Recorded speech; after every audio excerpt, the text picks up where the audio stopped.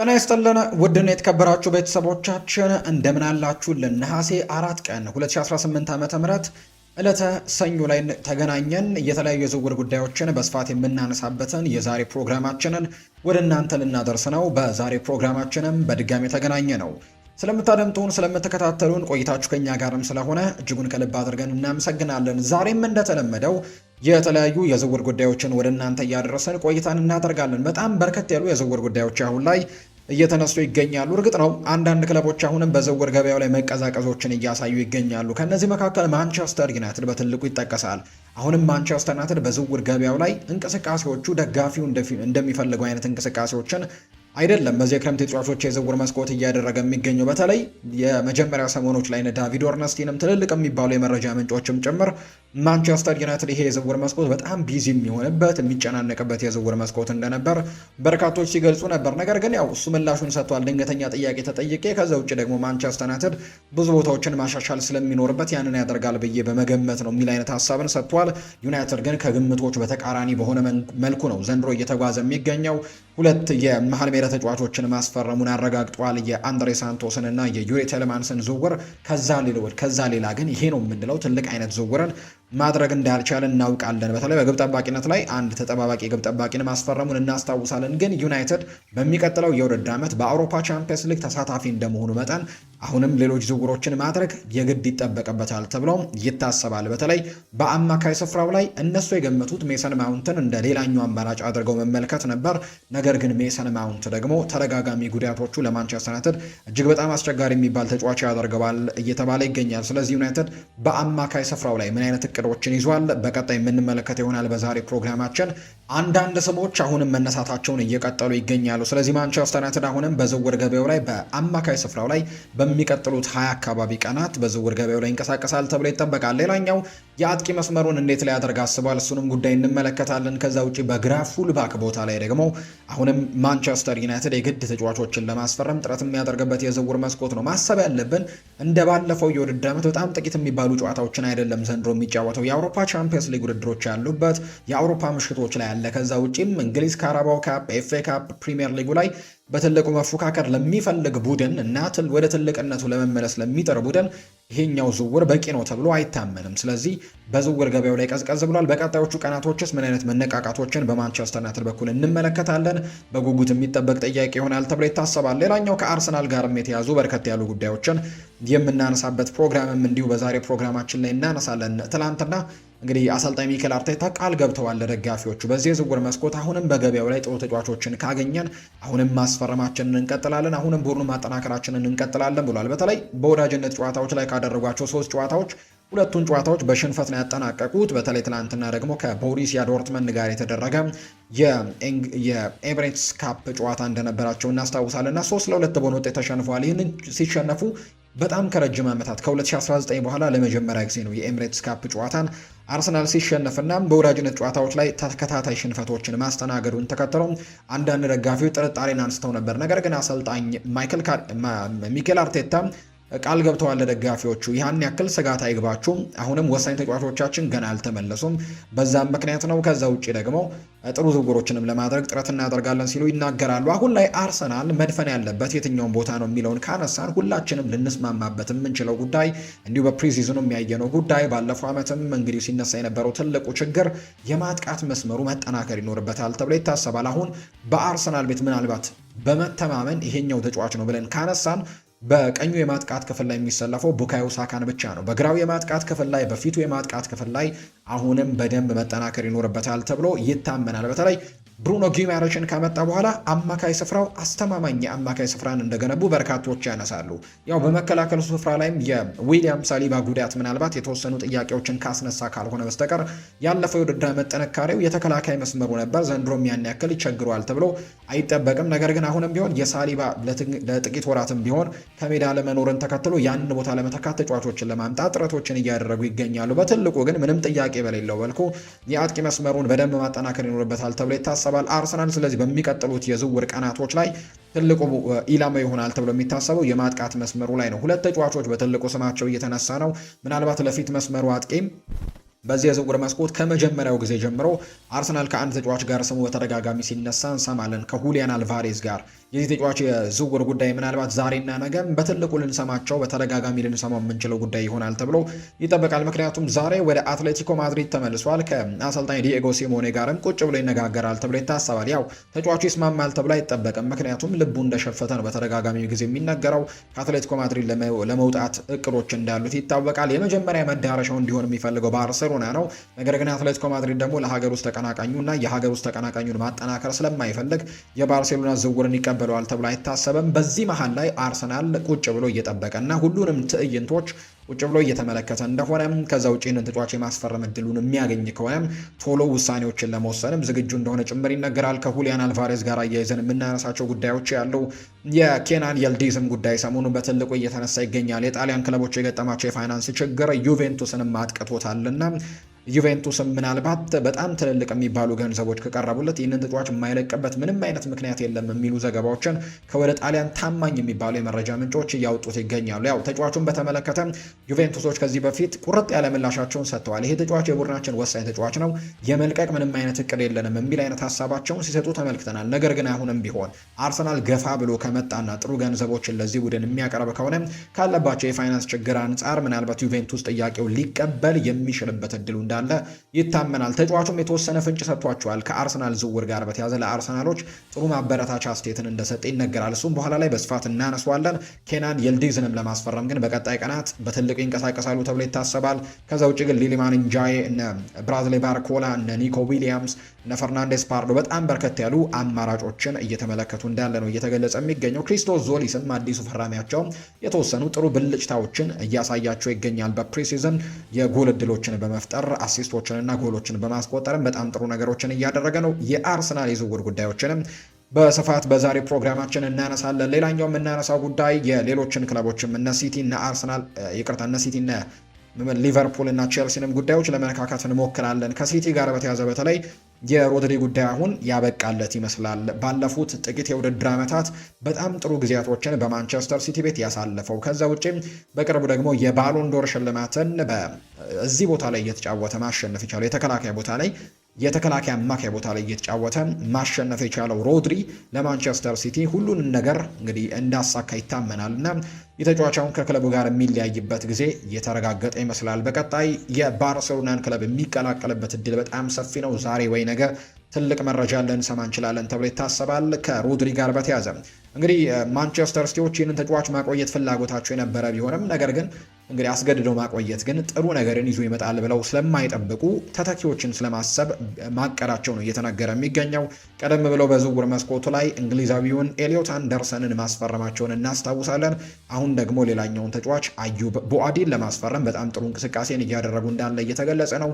ከሊል ጋር ጥሩ ድርድሮችን አድርገዋል። በሚቀጥሉት ሳምንታት ምናልባት የዚህን ተጫዋች የዝውውር ጉዳይ በትልቁ እንሰማለን ተብሎ ይታሰባል። የታዳጊውን ሞሮኳዊ ተጫዋችና እነዚህን ዝውውሮች ለማድረግ እቅድ አለው። የሮድሪ ጉዳይ ያበቃለት መሆኑን ተከትሎ በአጠቃላይ በማንቸስተር ሲቲ ቤት በጣም በርከት ያሉ የሚነሱ ጉዳዮች ያሉ ቆይታቸው ያልተረጋገጡ በጣም ብዙ ተጫዋቾች አሉ። እነ ኦማር ማርሙሽ ይነሳሉ። እነ ቲያኒ ራይንደርስ አሁንም ስማቸው በትልቁ የሚነሱ ተጫዋቾች ናቸው።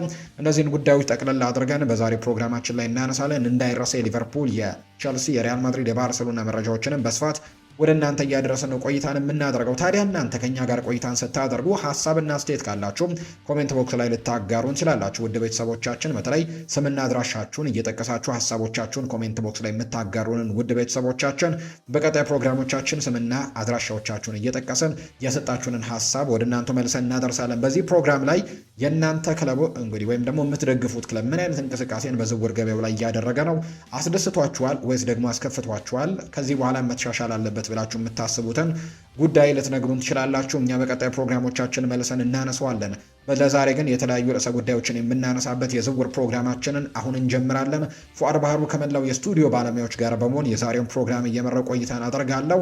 ዕለተ ሰኞ ነሐሴ 4 2018 ላይ ትገኛላችሁ። የዝውውር ፕሮግራሞቻችን ከአሁን ጀምሮ ይጀምራል። ከመሸጋገሪያ በኋላ መልሰን በድጋሚ እንገናኛለን። አብረን እንቆይ።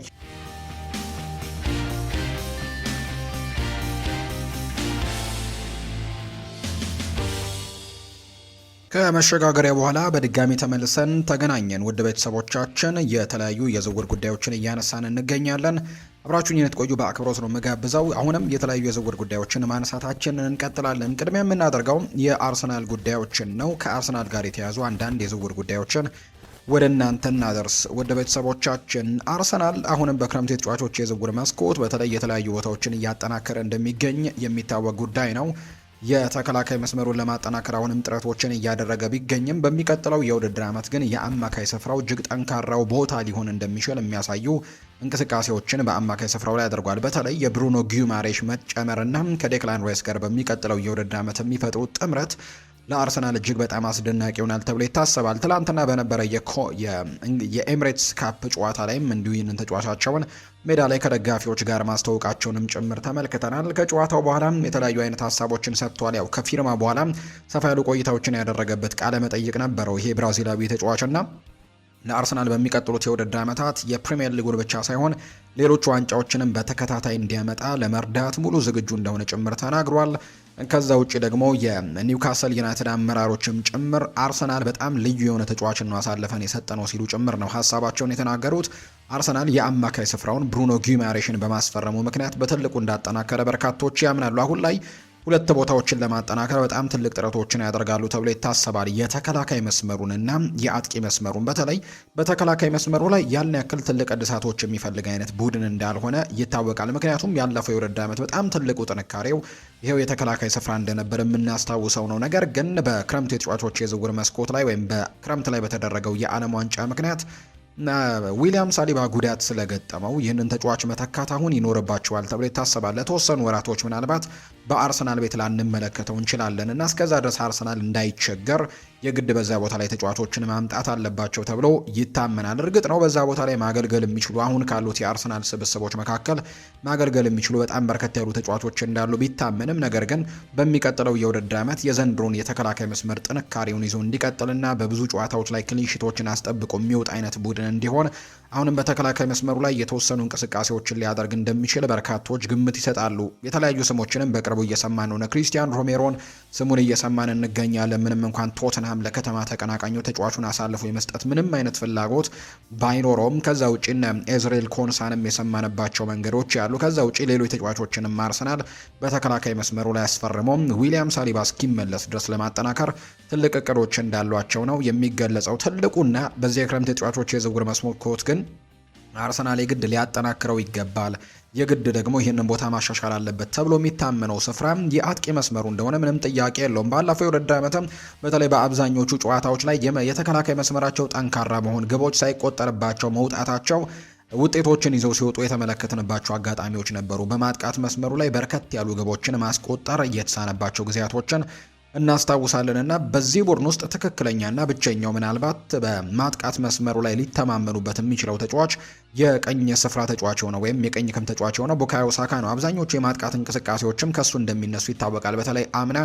አርሰናል እሱ በጉዳት ምክንያት ባልነበረባቸው ጨዋታዎች ላይም ጎል ለማስቆጠር እጅግ በጣም የሚቸገር አይነት ቡድን፣ የማዕዘን ምቶችን ከተከላካይ ስፍራ ተጫዋቾቻቸው ጎል የሚጠብቅ አይነት ቡድን ተደርጎ ይቆጠር ነበር እና በማጥቃት መስመሩ ላይ ግን ተጫዋቾችን ማምጣትና ይህንን ቡድን ማሻሻል ለሚቀጥለው የውድድር ዓመት ፕሪሚየር ሊጉን ብቻ ሳይሆን የአውሮፓ ቻምፒየንስ ሊግ ላይም ትልቅ ተጽዕኖ ፈጣሪ ቡድን ለመሆንና ዋንጫውን ለማሳካት ትልቅ እድሎችን የሚሰጣቸው ይሆናል ተብሎ ይታሰባል። አርሰናል የዝውውር መስኮቱ ከተከፈተበት ቀን ጊዜ ጀምሮም ትልልቅ የሚባሉ የማጥቃት መስመር ተጫዋቾችን ለማስፈረም ጥረቶችን ያደርገዋል። በተለይ የግራው የማጥቃት ክፍል ላይ የሚሰለፉ ተጫዋቾችን ነው ለማስፈረም ጥረቶችን ሲያደርግ የነበረው። ባለፈው የውድድር ዓመት ጋብሪኤል ማርቲኔሊ እና ሊያንድሮ ትሮሳርድ ነበሩ ይህንን ቦታ ሲሚሮ የነበሩት። ከዛ ውጭ ግን በዚህ ክረምት ክሪስቶስ ዞሊስን ከቤልጅየሙ ክለብ ብሩዥ ማስፈረማቸውን አረጋግጠዋል። ይህንን ግሪካዊ ተጫዋች የጎል እድሎችን በመፍጠር በቤልጅየም ሊግ እጅግ በጣም የተዋጣለት ተጫዋች መሆኑን አስመልክቷል።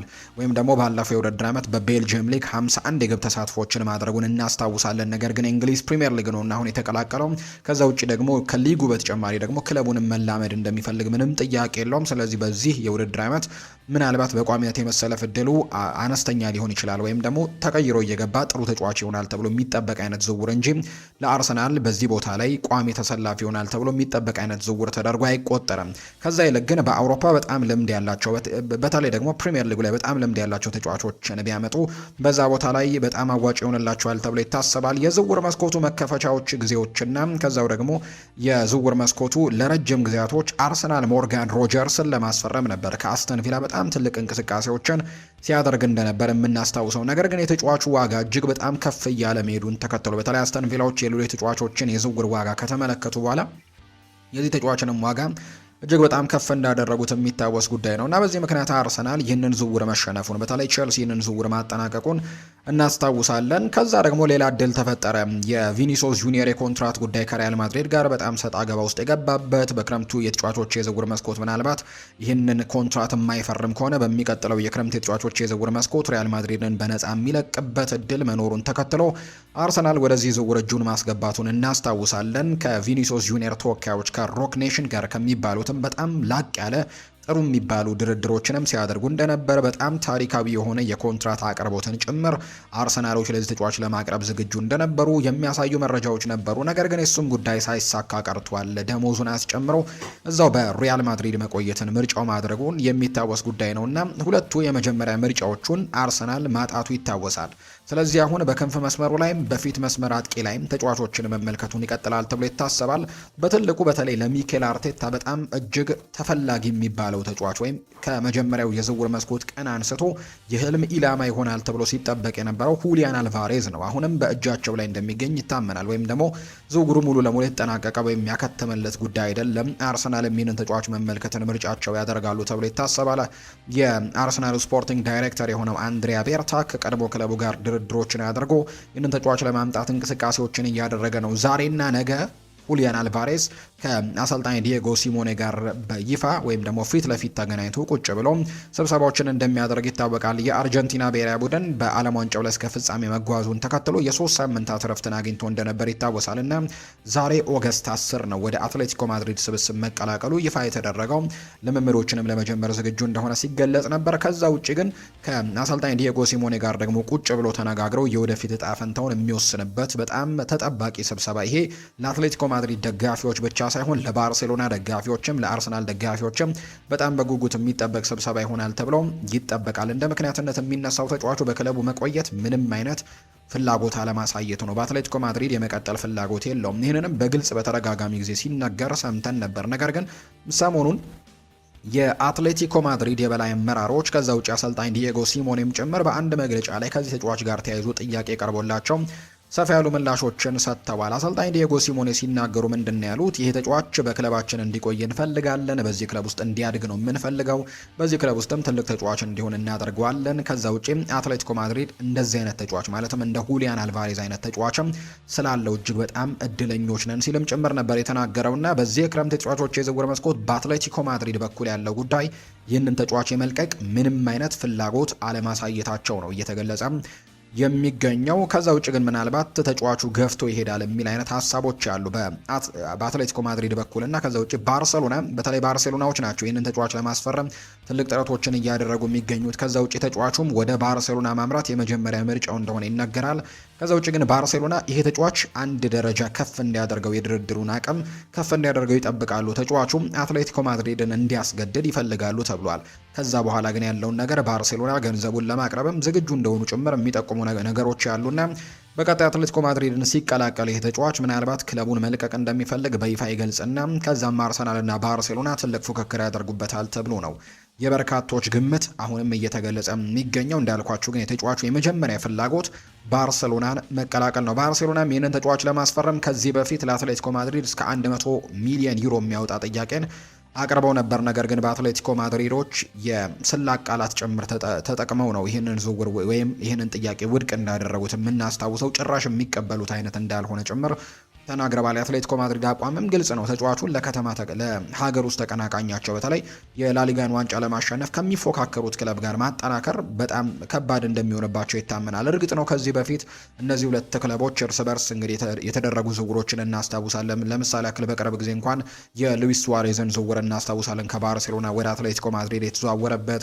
ከዛ ውጭ የአንቷን ግሪዝማንን ዝውውር እናስታውሳለን፣ ከአትሌቲኮ ወደ ባርሳ፣ ከባርሳ በድጋሚ ወደ አትሌቲኮ የተዘዋወረበትን መንገድ የምናስታውሰው ነውና የተለያዩ ተጫዋቾች ለእነዚህ ሁለት ክለቦች በቅርብ ጊዜያት እንኳን ሲዘዋወሩ እናስታውሳለን። የዳቪድ ቪያንም ዝውውር ማስታወስ ተገቢ ነው። ነገር ግን በዚህ ተጫዋች በሁሊያን አልቫሬዝ የዝውውር ጉዳይ ላይ ግን ምናልባት አትሌቲኮ ማድሪዶች ጠንከር ያለ ውሳኔን ለመወሰን ዝግጁ እንደሆኑ ጭምር እየተነገረ ነው። ተጫዋቹን ማቆየት የመጀመሪያ ምርጫቸውን፣ እሱ ግን ካልተሳካላቸው በቀጣይ ለማድረግ ያሰቡት ጉዳይ ተጫዋቹን ራቅ አድርገው መሸጥ ነው ወይም ደግሞ ከሀገር ውጪ ወዳሉ ክለቦች ወይ ወደ ፓሪስ ሰን ዠርሜን ወይ ደግሞ ወደ እዚህኛው ክለብ ወደ አርሰናል እንዲቀላቀል ፍቃድ ሊሰጡት ይችላሉ እንጂ ለባርሴሎና አሳልፎ ለመስጠት በጣም ከባድ ይሆንባቸዋል ተብሎ ይታሰባል። ምናልባት ተጫዋቹ በጣም አስገዳጅ ነገሮች ውስጥ ካልከተታቸው በስተቀርና በቀጣይ የዚህ ተጫዋች የዝውውር ጉዳይ በጣም በትልቁ የሚጠበቅ ጉዳይ ይሆናል ተብሎ ይታሰባል። ውሳኔው ዛሬ ወይ ነገ በይፋ ይታወቃል ተብሎ እንደሚታሰብ ነው የተገለጸው። እኛ ይህን መረጃ ወደ እናንተ እያደረስን ባለንበት ሰዓት ግን ሁሊያን አልቫሬዝ ስለ ቀጣይ ውሳኔው በቅርብ ልንሰማ የምንችልበት እድሎች እንዳሉ ነው ትልልቅ የሚባሉ የአውሮፓ ሚዲያዎች እየተናገሩ የሚገኙትና የእናንተስ ውድ ቤተሰቦቻችን ሀሳብ ምንድን ነው? ተጫዋቹ አርሰናልን አሊያስ ባርሴሎናን አሊያ ደግሞ በአትሌቲኮ ማድሪድ ይቆያሉ? የእናንተን ሀሳብ ልታጋሩ እንችላላችሁ። አርሰናሎች ግን በትልቁ ከሚመለከቷቸው በተለይ የፊት መስመሩን ለመምራት ከሚመርጧቸው ተጫዋቾች መካከል አንደኛው ይሆናል ተብሎ ይታሰባል። እንደውም አንዳንድ ዘገባዎች እንደሚያሳዩት ቪክተር ዮኬሬሽንም ጭምር በዝውውሩ ላይ ለአትሌቲኮ ማድሪድ በመስጠት እና ገንዘብ በመጨመር ሁሊያን አልቫሬዝን ለማምጣት ጥረቶችን ያደርጋሉ የሚሉ ነገሮች ያሉ። እርግጥ ነው አሰልጣኝ ሚኬል አርቴታ በይፋ በአንድ መግለጫው ላይ ወይም በአንድ ፕሬስ ኮንፈረንሱ ላይ ይህንን ነገር አጣጥሎታል። እኛ ቪክተር ዮኬሬሽን የመልቀቅ ምንም አይነት እቅድ የለንም የሚል አይነት ሀሳብን ቢሰጥም ነገር ግን አርቴታና የአርቴታ የቅርብ ሰዎች ግን እንደሚናገሩት ከሆነ ሁሊያን አልቫሬዝን ለማስፈረም እድሉ ከተገኘና ከተመቻቸ ማያደርጉት ምንም አይነት ነገር የለም ወይም ደግሞ የማይፈነቅሉት ድንጋይ የለም የሚሉ አይነት ዘገባዎች በስፋት እየወጡ ይገኛሉ። በቀጣይ ከሁሊያን አልቫሬዝ ጋር በተያያዘ ሰፋ ያሉ ጉዳዮችን እንሰማለን ተብሎ ነው የሚጠበቀው ከአርሰናልም ከባርሴሎናም ከአትሌቲኮ ማድሪድ ጋርም በተያያዘ። ሌላኛው አርሰናል ግን ምናልባት የግራ ክንፍ የማጥቃት ክፍሉን አሁንም በደንብ ያጠናክራል ተብሎ እንደሚታመን ነው በርካቶች የሚያምኑት። እነ ኬናን የልዲዝ፣ እነ ኒኮ ዊሊያምስ፣ እነ ብራድሌ ባርኮላ አሁንም በአርሰናል እጩ ዝርዝር ውስጥ ያሉ ናቸው። ኬናን የልዲዝን በተመለከተ ግን ጠንካራ ያሉ እንቅስቃሴዎችን በዚህ ሳምንት ሊያደርጉ እንደሚችሉ የሚያሳዩ መረጃዎች በተለይ አንድ ወደ ጣሊያን በጣም ታማኝ ከሚባሉ የመረጃ ምንጮች መካከል ያወጣው መረጃ ያሳያል። ምናልባት ለዩቬንቱስ በጣም ጠንካራ ያለ ገንዘብን በማቅረብ የዩቬንቱስን ይህንን ተጫዋች አልሸጥም የሚለውን አቋማቸውን ለማለሳለስና ለማናጋት ሙከራዎችን ሊያደርጉ ይችላል የሚል መረጃ ነው ይዞ የወጣው። የጣሊያን ክለቦች በትልቅ የፋይናንሻል ጉዳዮች ላይ መመታታቸው እየተነገረ ነው። ከነዚህ መካከል አንደኛው ዩቬንቱስ በትልቁ ስሙ ይነሳል። እንደ ቀድሞ በጣም ትልልቅ የሚባሉ ዝውውሮች የማድረግ አቅሙ በጣም እየተዳከመ ይገኛል። ከዛ ውጪ የሴሪኤን ዋንጫ እንኳን በድጋሚ ለማሸነፍ እጅግ በጣም አስቸጋሪ ሁኔታ ውስጥ ነው የሚገኘው ዩቬንቱስ እና በተለይ በሚቀጥለው የውድድር ዓመት ደግሞ ይባስ ብሎ በአውሮፓ ቻምፒየንስ ሊግም ተሳታፊ አይደለም፣ በዩሮፓ ሊግ ነው የሚጫወተውና ራሱን ድጋሚ መልሶ ለማደራጀት የግድ ገንዘቦች የሚያስፈልጉት ከሆነ እንደዚህ አይነት ትልልቅ የሚባሉ ዝውውሮችን እንዲያደርግም ፍቃድ ሊሰጥ ይገባል የሚሉ አይነት ሀሳቦች ይነሳሉና ኬናን የልዲዝ ደግሞ በቡድኑ ውስጥ ካሉ በጣም ትልቅ ዋጋ ካላቸውና በጣም ትልቅ ሱፐርስታር ከሚባሉ ተጫዋቾች መካከል አንደኛው ነው፣ ምንም ጥያቄው በሌለ መልኩ። ስለዚህ አርሰናል ያንን ቦታ ለማጠናከር ምናልባት የሚፈልግ ከሆነ ኬናን የልዲዝን ለማስፈረም ጥረት ያደርጋል ተብሎ ይታሰባል። ነገር ግን ለአርሰናል ደጋፊዎች ግን ቃል መግባት አይቻልም። የተጫዋችን የማስፈረም እድል በጣም ጠባብ ሊሆን እንደሚችል ነው የሚነገር ወይም በጣም ከባድ ከሚባሉ ዝውውሮች መካከል አንደኛው ነው። ሰሞኑን ግን አንድ ሀሳብን ሰጥቷል። በእንግሊዝ ከሚጫወቱ ቡድኖች መካከል አርሰናል በጣም የምወደው ቡድን ነው፣ አጨዋወታቸው በጣም ይማርከኛል የሚል አይነት ሀሳብን ሰጥቷል። ኬናን የልዲዝ ያው ለክለቡ ያለውን አድናቆት ገልጿል ለአርሰናል። ነገር ግን የተጫዋች ወደ አርሰናል ይቀላቀላል ማለት ግን አይደለም። እንዳልኳችሁ ዝውውሩ በጣም ከባድ ከሚባሉ ዝውውሮች መካከል አንደኛው ሊሆን ይችላል። አንደኛ ነገር ዩቬንቱስ ተጫዋቹን የመልቀቅ ምንም አይነት ምልክቶችን እያሳየ ካለመሆኑ ጋር በተያያዘ፣ ሁለተኛ ነገር ይህንን ተጫዋች ደግሞ ለመግዛት ደግሞ በጣም ጠንከር ያሉ ገንዘቦች ሊጠየቅበት እንደሚችል ስለሚታመን ለአርሰናል ምናልባት ከበድ ያለ ሊሆን ይችላል ተብሎ ስለሚታመን የአርሰናል ደጋፊዎች ይህንን ዝውውር ይደረጋል ብላችሁ በጣም በትልቁ አለመጠበቅ የተሻለ ነው የሚሆነው። ከዛ ውጭ ግን ምናልባት ቢያስፈርም ደግሞ የተሻለ ደስታን ሊሰጥ ይችላል ተብሎ የሚጠበቅ አይነት ዝውውር ነው። እንዳልኳችሁ ዝውውሩ ከባድ ከመሆኑ ጋር በተያያዘ ነው እንጂ አርሰናል እንቅስቃሴዎችን ማድረጉን እንደቀጠለ ነው አሁንም የሚገኘው። ሌሎች አማራጮች እንዳሏቸው ግን መርሳት የለብንም። በተለይ በፕሪሚየር ሊግ ልምድ ካላቸው ተጫዋቾች መካከል አንደኛው ሊሊማን ኢንጃይም በአርሰናል ፍላጎት ውስጥ ካሉ ተጫዋቾች መካከል አንደኛው ነው። ኤቨርተን ተጫዋቹን ምናልባት ለሳዑዲ አረቢያው ክለብ አልሂላል የመሸጥ ፍላጎት እንዳለው ይነገራል። ምክንያቱም የሳዑዲ ፕሮ ሊግ ክለቦች ጠንከር ያሉ ገንዘብ ጥያቄዎችን ይዘው እንደሚቀርቡ ስለሚታመንና የሳዑዲው ክለብ ገፍቶ የሚመጣ ከሆነ ይህንን ተጫዋች በአርሰናል ከሳዑዲው ክለብ ጋር በጣም በትልቅ ገንዘብ በተለይ ተጫዋቹ ያን ያክል ገንዘቦችን ያወጣል እንኳን ተብሎ በማይጠበቅበት ገንዘብ የማስፈረም እድሉ ጠባብ ሊሆን ይችላል። በፕሪሚየር ሊጉ ጥሩ ነገሮችን አሳይቷል ባለፉት የውድድር ዓመታት በኤቨርተን ቤት። አርሰናሎችም በዚህ ምክንያት ነው ተጫዋቹን እንደሚፈልጉት የተገለጸው። ከዚህ በፊትም ማንቸስተር ዩናይትድም ሊቨርፑልም ይህንን ተጫዋች ለማስፈረም እንቅስቃሴዎችን ያደረጉባቸው ጊዜያቶች እንደነበሩ እናስታውሳለን። ነገር ግን ከሚታሰበው በላይ ከፍተኛ ገንዘቦችን ግን አርሰናል እዚህ ተጫዋች ላይ ያወጣል ብሎ ማሰብ ግን ከባድ ይሆናል ተብሎ ነው የሚታሰበው። ከዛ ውጪ የብራድሌ ባርኮላ ስምም አሁንም መነሳቱን እንደቀጠለ ይገኛል። ብራድሌ ባርኮላ ምንም እንኳን ከሊቨርፑል ጋር በጣም ቅርብ እንደሆነ እየተገለጸ ቢሆንም ወይም ደግሞ ሊቨርፑል ይህንን ተጫዋች የማስፈረም እድሉ በጣም ሰፋ ያለ እንደሆነ በተደጋጋሚ እየተገለጸ ቢገኝም ነገር ግን በዝውውር ገበያው ላይ እስካለ ድረስ ወይም ዝውውር ወደ ሊቨርፑል መረጋገጡ እስካሁን ድረስ ይፋ እስካልተደረገ ድረስ አርሰናል ዝውውሩ ላይ ገብቶ ምንም ነገር ሊያደርግ እንደሚችል በርካቶች ይገምታሉ። ስለዚህ የዝውውር ገበያ ባህሪያቶችም እንደዚህ ናቸውና የሚጠበቁት ነገሮች እንዳሉ ሆነው ነገር ግን ሳይጠበቅ የሚፈጠሙ ዝውውሮች እንዳሉ የሚታወቅ ጉዳይ ነው። ስለዚህም አርሰናልም እዚህ ተጫዋች ላይ አሁንም ሊገፋ እንደሚችልና ይህንን ተጫዋች ለማስፈረም አሁንም ጥረቶችን አጠናክሮ ሊቀጥል እንደሚችል ይታመናል። ለአርሰናል ደጋፊዎች ግን ቃለ መግባት የሚቻለው በተለይ አሰልጣኝ ሚኬል አርቴታም ትናንትና በነበራቸው ፕሬስ ኮንፈረንስ ላይ ከጨዋታው በኋላ በተለይ የኤምሬትስ ካፕ የፍጻሜ ጨዋታ በኋላ የተናገሩት ሀሳብን ለመድገም ያክል በዚህ የዝውውር መስኮት አሁንም ተጫዋቾችን ለማስፈረም ጠንክረን እየሰራ ነው ሲሉ ሀሳባቸውን ሰጥተዋልና በቀጣይ ቀናትም አርሰናል በዝውውር ገበያው ላይ እንቅስቃሴዎችን ሊያደርግ እንደሚችል መገመቱ ነው ተገቢ ሊሆን እንደሚችል እየተገለጸ የሚገኘው። ወደ ሌላኛው ርዕሰ ጉዳያችን እናምራም። ከማንቸስተር ዩናይትድ ጋር የተያዙ ጉዳዮችን ደግሞ እናነሳላችሁ። እንግዲህ ማንቸስተር ዩናይትድ ምንም ጥያቄ በሌለው መልኩ በዚህ የዝውውር መስኮት በጣም ቀዝቀዝ ያለ ጊዜን እያሳለፈ ነው የሚገኘው። በተለይ ትልልቅ የሚባሉ የመረጃ ምንጮች በተለይ ታማኝነትን ያተረፉ የዝውውር ዜና ዘጋቢዎችም በዚህ የክረምት ተጫዋቾች የዝውውር መስኮት መጀመሪያ ላይ የሚጠብቁት የነበረው ማንቸስተር ዩናይትድ በዚህ የዝውውር መስኮት በጣም በርከት ያሉ ዝውውሮችን ያደርጋል። ከዛ ውጪ በጣም ቢዚ የሚሆነው የክለብም እንዲሁ ማንቸስተር ዩናይትድ ይሆናል የሚሉ ግምቶች በትልቁ ነበራቸው።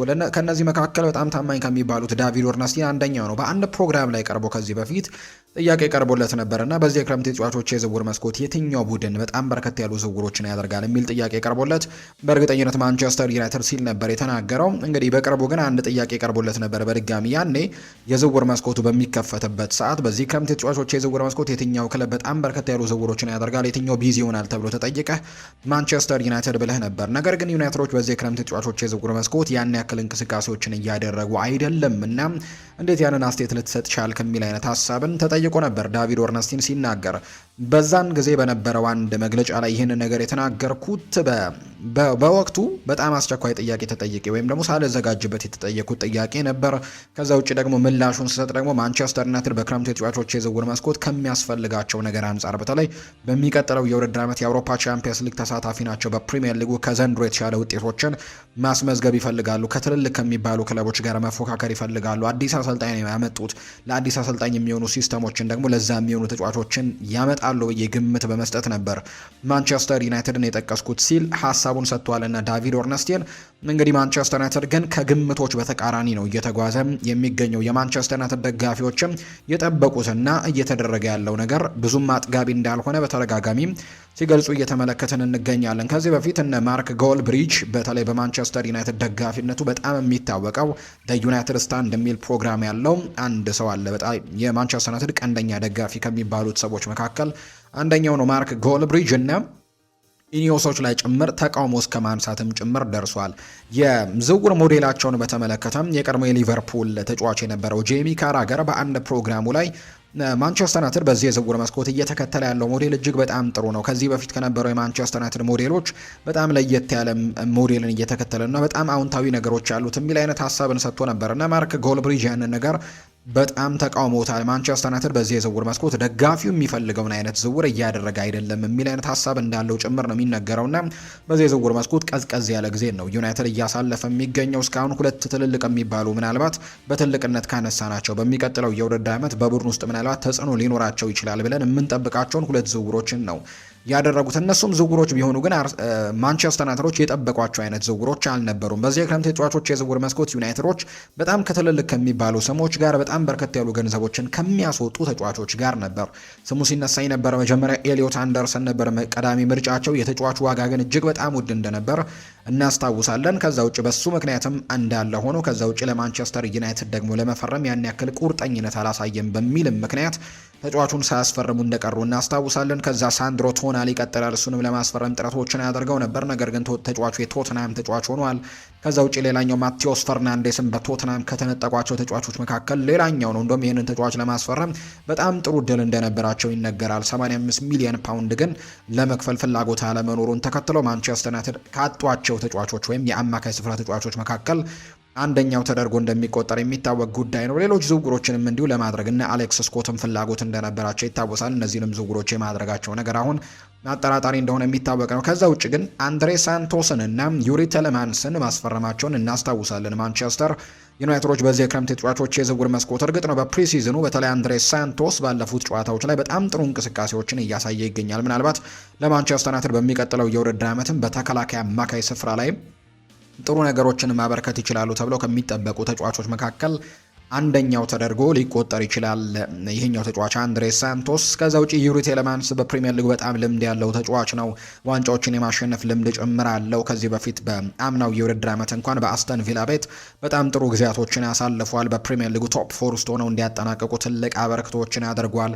ከዛ ውጪም ሌላኛው ደግሞ በዩሮፓ ሊግም ጭምር ቡርኖ ሻምፒየን ሲሆን ወሳኝ ከነበሩ ተጫዋቾች መካከል አንደኛው ነው። በጣም ጥሩ ልምድና እንዲሁ ደግሞ የአመራር ብቃትም እንዳለው ጭምር ይታወቃል። ምክንያቱም የቤልጅየም ብሔራዊ ቡድን ካፕቴን እንደሆነ የሚታወቅ ነው ዩሪ ቴሌማንስ እና ያንን የአመራርነት ልምዱንም ለዚህ ቡድን ይጨምራል ተብሎ ይታሰባል። ነገር ግን ማንቸስተር ዩናይትድ ሌሎች ዝውውሮችን የግድ ማድረግ አለበት ብለው በርካቶች ነው ሀሳቦቻቸውን እየሰጡ የሚገኙት። በአማካይ ስፍራ ላይ የኢኒዮሶች ሀሳብ እየተለዋወጠ ይገኛል። ግማሽ እንግዲህ አባላቶች ወይም ደግሞ ግማሽ አመራሮቹ ማንቸስተር ዩናይትድ አሁንም የአማካይ ስፍራ ተጫዋች ማስፈረም አለበት ብለው ያምናሉ። ግማሽ ደግሞ አሁን ያሉትን አጣምረን መጠቀምን የተሻለ ነው፣ ሌሎች ቦታዎች ላይ ዝውውሮችን ብናደርግ የተሻለ ነው የሚል ግምት እንዳላቸው ይገለጻል። ነገር ግን በፕሪሚየር ሊጉ ልምድ ያለው ተጫዋች ሊጨምሩ የሚችሉ ፍንጮች ግን ሰሞኑን እየተመለከትን እንገኛለን። ያው ካርሎስ ባሌባ በተደጋጋሚ የሚነሳው ስም ነው። ከዛ ውጭ ግን ሌሎችም አማራጮች ያሏቸው ለምሳሌ ክል በፉላ የሚጫወቱት ሳንደርበርግ ኖርዌይ ብሔራዊ ቡድን ተጫዋች እሱንም ሊመለከቱ የሚችሉበት እድሉ እንዳለ ይነገራል። ከዛ ውጪም የቦርንመዙ ታይለር ዳምስም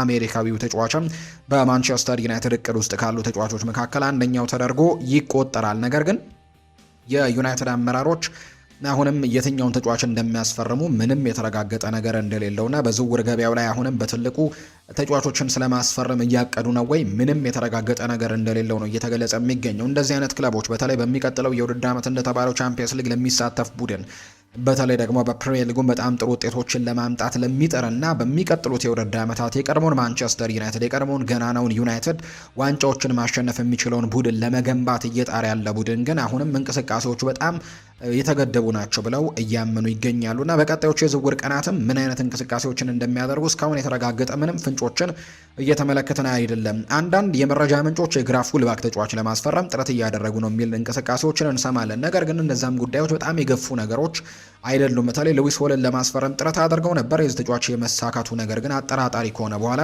ዩናይትድ በድጋሚ ከዛ ቦታ ተጫዋች ጋር ስሙ ሲነሳ እየሰማ ነው አይደለም። ከዛ ውጭ ሌላኛው የአጥቂ መስመር ተጫዋች ያመጣሉ የሚል ግምቶች እየተነሱ እንደሚገኙ ይታወቃል። በተለይ ጆሹዋ ዘርክዚ ወደ ጣሊያን ሊያመራ ይችላል የሚሉ ግምቶች ከመውጣታቸው ጋር በተያዘ ነገር ግን ዩናይትድ የትኛውን የአጥቂ መስመር ተጫዋች እያናገረ እንደሆነ የትኛውን ተጫዋች ለማስፈረም ጥረት እያደረገ እንደሆነ ግን ምንም የሚሰሙ መረጃዎች እንደሌሉ ነው እየተገለጸ የሚገኘውና ይህም የማንቸስተር ዩናይትድ ደጋፊዎች ላይ የተወሰነ ጥርጣሬዎች እንዲነሱ አድርጓል የሚል ዘገባ እየወጣ ይገኛል። በዚህ የክረምት ተጫዋቾች የዝውውር መስኮት ዩናይትድ በአማካይ ስፍራው ላይ ለማስፈረም ጥረት አድርጎባቸው ከነበሩ ተጫዋቾች መካከል አንደኛው ማኑ ኮኔ የተባለው የሮማው ተጫዋች እንደነበር እናስታውሳለን። እንደውም ይህንን ተጫዋች ለማስፈረም በጣም ትልቅ ጥረቶችን አድርገው እንደነበር የምናስታውሰው ጉዳይ ነው። ነገር ግን አሁን ላይ ይህንን ተጫዋች የማስፈረማቸው ነገር አጠራጣሪ ሆኗል። ምክንያቱም በዩናይትድ አመራሮች ዘንድ ተጫዋቹ ላይ እምነት ያጡ በርካቶች ናቸው። አንደኛ በፕሪሚየር ሊጉ ልምድ የለውም ብለው ያስባሉ። ባለፉት የዝውውር መስኮቶች በማንቸስተር ዩናይትድ ከተመለከትናቸው በጣም ትልቅ ክራይቴሪያዎች መካከል ተጫዋቾችን ለማምጣት በጣም በትልቁ ከሚያስቧቸው ነገሮች መካከል አንደኛው እድሜያቸው ከ26 ዓመት በታች የሆኑ ተጫዋቾችን በአብዛኛው ለማስፈረም ጥረት ያደርጋሉ። ከዛ በላይ ያስፈረሟቸው ተጫዋቾች ሊኖሩ ይችላሉ። ነገር ግን በአብዛኛው ትልቁ ነገራቸው ግን ያንን የእድሜ መስፈርት ማሟላት ይኖርባቸዋል ብለው ያስባሉ። አንደኛ ነገር። ሁለተኛ ነገር በፕሪሚየር ሊግ ልምድ ያላቸው ተጫዋቾችን ማምጣት የተሻለ ነው ብለው ያምናሉ። በቅርብ እንኳን የተደረጉ ዝውውሮችን ከተመለከትን ምናልባት ቤንጃሚን ሼስኮ ልናነሳ እንችላለን፣ ከጀርመን ቡንደስሊጋ የመጣ ተጫዋች ከመሆኑ ጋር በተያያዘ። ከዛ ውጭ ግን ሌሎቹ አብዛኞቹ ዝውውሮች ግን የተፈጸሙት በዛው በፕሪሚየር ሊግ የሚጫወቱ ተጫዋቾች እነ ማቴዎስ ጉኛ እነ ብሪያን ኤምቤሞ ባለፈው የዝውውር መስኮት የተቀላቀሉ ናቸው። በዚህ የዝውውር መስኮት እነ አንድሬ ሳንቶስ ከዛ ውጪ ዩሪ ቴሌማንስም በፕሪሚየር ሊግ በጣም ልምድ ያላቸው ተጫዋቾች እንደሆኑ ይታወቃልና ሁለተኛው አማራጫቸው ያኛው ነው። ስለዚህ ማኑ ኮኔ ከፕሪሚየር ሊግ ውጭ የሚጫወት ተጫዋች ነው። ጣሊያን ሴሪኤ ነው የሚጫወተው በሮማ ቤት ውስጥ። ያን ያክል ደግሞ አላሳመነንም የሚሉ ደግሞ ሀሳቦች አሏቸው አንዳንድ የማንቸስተር ዩናይትድ አመራሮች ውስጥ ያሉ ግለሰቦችና በዚህ ምክንያት ተጫዋቹን የማስፈረማቸው ነገር አጠራጣሪ ይመስላል ማኑ ኮኔን። ከዛ ይልቅ ግን በፕሪሚየር ሊጉ ራሱን ያረጋገጠ ተጫዋችን ማምጣት የተሻለ አማራጭ ነው ብለው እንደሚያስቡ የሚያሳዩ ነገሮች ያሉ። ስለዚህ በቀጣይ ምናልባት ካርሎስ ባሌባ እንዳልኳችሁ ሳንደርበርግና እንዲሁ ደግሞ ታይለር አዳምስ ላይ እንቅስቃሴዎችን ሊያደርጉ ይችላሉ ተብሎ ይታመናል። ካርሎስ ባሌባ በትልቁ በማንቸስተር ዩናይትድ ደጋፊዎች ምናልባት ቢመጣ የተሻለ ነው ተብሎ አማራጭ የተሰጠው ተጫዋች ነው። ምክንያቱም ተጫዋቹ አንደኛ ነገር ለማንቸስተር ዩናይትድ የመጫወት ትልቅ ፍላጎት እንዳለው ነው በተደጋጋሚ የሚገለጸው። ማንቸስተር ዩናይትድ እሱን ለማስፈረም እንቅስቃሴ ያደርግ እንጂ ብራይተንን ለማስገደድ ጭምር ዝግጁ የሆነ ተጫዋች ተደርጎ ይቆጠራል።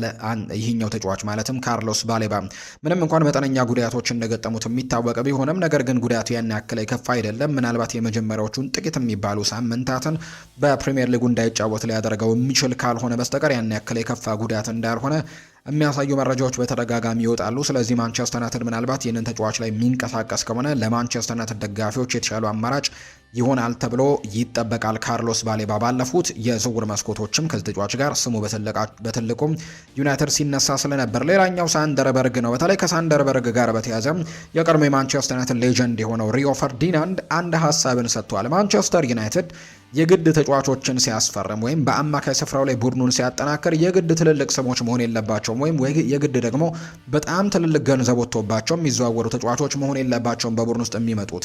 አንደኛ ነገር ከማይክል ካሪክ የጨዋታ ሲስተም ጋር የሚስማሙ አይነት ተጫዋቾች ይሆኑ። ከዛ ውጪ ደግሞ በቡድን ውስጥ ደግሞ ጥሩ ውህደቶችን መፍጠር የሚችሉ ተጫዋቾች ወደዚህ ክለብ ይቀላቀሉ እንጂ የገንዘቡ ጉዳይና የትልቅ ስምነታቸው ጉዳይ ያን ያክል ኢፌክት አያደርግም ሲልም ጭምር ሲናገር ሰምተነዋል። ሳንደርበርግን በጣም ጥሩ ተጫዋች እንደሆነ አምናለሁ። ከአንድሬ ሳንቶስ እና ከዩሪ ቴሌማንስ ጋር በጣም ጥሩ ጥምረትንም መፍጠር ይችላል ብዬ አስባለሁ ሲልም ጭምር የተናገረው። ስለዚህ ትልልቅ ገንዘቦችን አምጥቶ ከማስፈረም ይልቅ በቡድን ውስጥ ትልቅ ውህደቶችን መፍጠር የሚችሉ ተጫዋቾችን ማስፈረም የተሻለ ነው ብዬ አምናለሁ ሲልም ጭምር ነው ሪዮ ፈርዲናንድ የተናገረውና እሱ እንግዲህ እንደሚጠቁመው ከሆነ ሳንደርበርግ ይህንን ቡድን ቢቀላቀል የተሻሉ እንቅስቃሴዎችን ለማንቸስተር ዩናይትድ ማድረግ እንደሚችል ሀሳቡን ሰጥቷል። ስለዚህ በኖርዌይ ብሔራዊ ቡድን በጣም ጥሩ ጊዜያቶችን በዓለም ዋንጫው ላይ ያሳለፈው ይሄ ተጫዋች በእንግሊዝ ፕሪሚየር ሊግ ነው የሚጫወተው።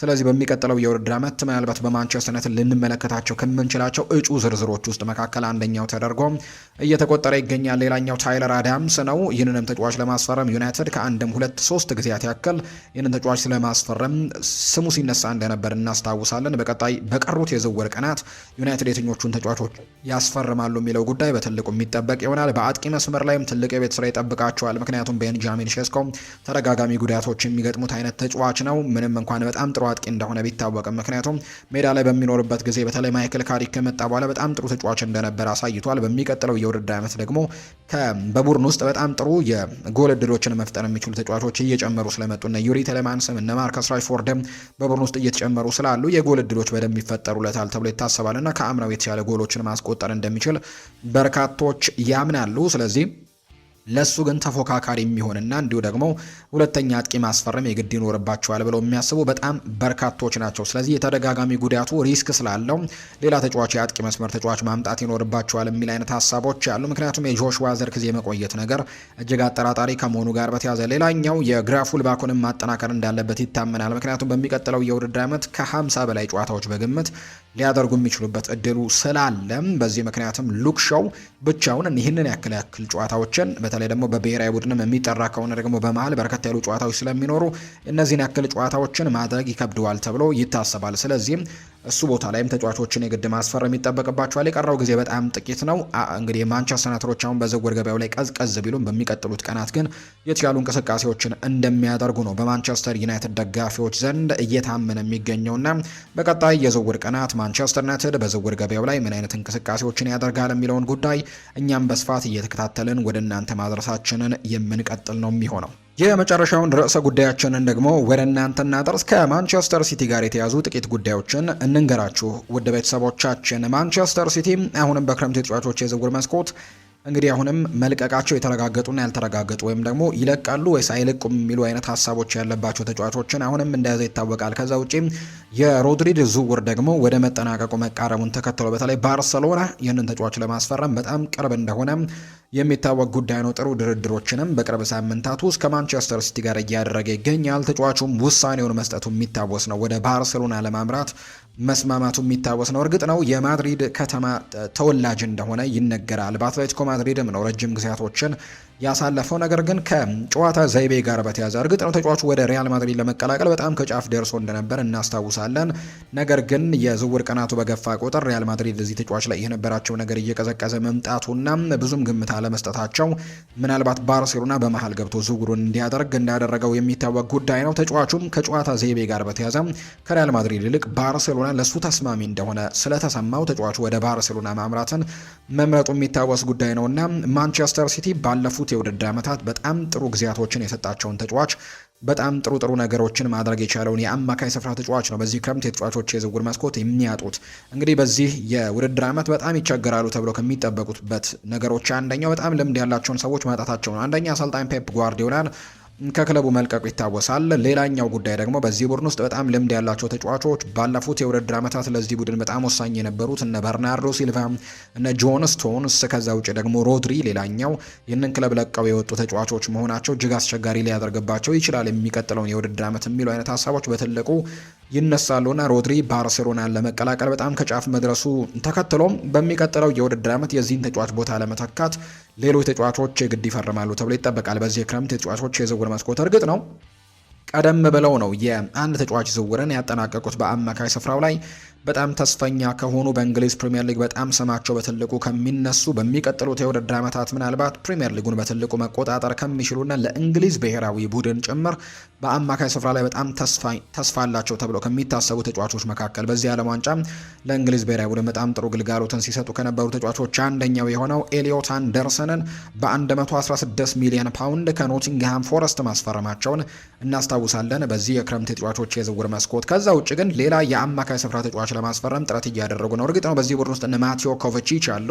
የኒኮ ጎንዛሌዝ መቆየትና ለመቆየት ባይረጋገጥም ነገር ግን አሁንም በቡድን ውስጥ እንዳለ ይታወቃልና በአማካይ ስፍራው ላይ ልምድ ያላቸው ባለፉት የውድድር ዓመታትም በማንቸስተር ሲቲ ቤት ያገለገሉ ተጫዋቾች እንዳሉ ሆኖ ግን በሚቀጥሉት የውድድር ዓመታት ምናልባት የዓለም እግር ኳስን ከሚቆጣጠሩ ጥሩ ከሚባሉ የአማካይ ስፍራ ተጫዋቾች መካከል አንደኛው የፈረንሳዩ ክለብ ሊል ተጫዋች የሆነው ከዛ ውጭ ደግሞ የሞሮኮ ብሔራዊ ቡድን ተጫዋችና በዚህ ዓለም ዋንጫ ላይ በተለይ በሞሮኮ ብሔራዊ ቡድን በጣም ድንቅ እንቅስቃሴዎችን ሲያደርግ የነበረው ተጫዋች አዩብ ቡአዲ አሁንም በማንቸስተር ሲቲም ለመፈረም በጣም ጥሩ ደረጃ ላይ እንዳለ የሚጠቁሙ መረጃዎች እየወጡ ይገኛሉና ይህንን ተጫዋች ለማስፈረም በጣም ጥሩ ደረጃ ላይ ነው የሚገኙት። ስለዚህ ለሚቀጥሉት የውድድር ዓመታት ለረጅም ጊዜ ይህንን ቡድን በትልቅ ደረጃ ማገልገል የሚችል ሌላ የአማካይ ስፍራ ተጫዋች ወደ ኢቲሃድ ስቴዲየም ሊመጣ በጣም ቅርብ እንደሆነ የሚያሳዩ ነገሮች ያሉና ሮድሪን በቀላሉ መተካት በጣም ከባድ ይሆናል ተብሎ ይጠበቃል። ምክንያቱም ባለፉት የውድድር ዓመታት በተለይ በተከላካይ አማካይ ስፍራ ላይ የዓለም እግር ኳስን ከተቆጣጠሩ ባሎን ዶርን ጭምር ማሸነፍ ከቻሉ በተለይ በዚህ ቦታ ላይ ለሚጫወቱ ተጫዋቾች ባሎን ዶርን ማሸነፍ እጅግ በጣም ከባድ እንደነበር በርካቶች ያነሳሉ። አሁንም ከባድ ይሆናል ተብሎ ነው የሚጠበቀውና እስከዛሬ ድረስ እዛ ቦታ ላይ ተጫውተው ባሎን ዶርን ማሸነፍ ላልቻሉ በጣም ድንቅ እንቅስቃሴ ላደረጉ ተጫዋቾች በሙሉ የተሰጠ ሽልማት እስኪባል ድረስ ሮድሪ ባሎን ዶርን በቅርቡ ማሸነፉን እናስታውሳለን።